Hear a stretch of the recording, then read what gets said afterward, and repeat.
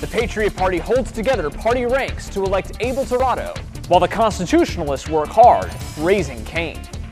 Will the Patriots successfully pivot to focus on policy? Or will the Constitutionalists overthrow the Speaker before anything of substance is accomplished? It's all here on your number one source for City on the Hill news. The COTH Report starts now.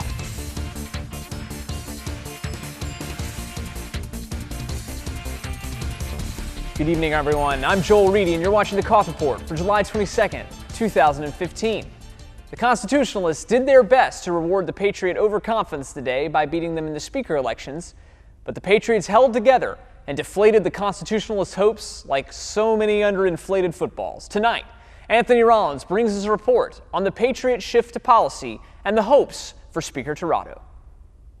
The day began with open warfare and proceeded with covert operations. Abel Tirado was elected by a slim majority to be Speaker of the Assembly. I still hope my party has the same trust in me as they did before. I hope the Constitutionalists do have trust in me, that they can come talk to me. They can come talk to me about anything, even if they disagree with me. Immediately, both parties went into closed caucus meetings and did not allow the press. Yeah, This is off the record. I'm sorry? This is off the record. What, your meeting is closed to the media? Yes.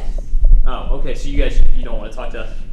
Not right now. Will there be a press conference afterwards where we can find out what happens? Yes. There may be a press release later on, but that is still maybe a up to press decision by the party, and we're going to be deciding that later, and you'll be the first to know since you're the media man. The whipping and vote getting only ramped up after the election, and both parties' leadership attempted to consolidate ranks. With the formal election season now at a close, the new task in front of the leaders is confronting policy. But so far, both parties' leaders are struggling to articulate their views.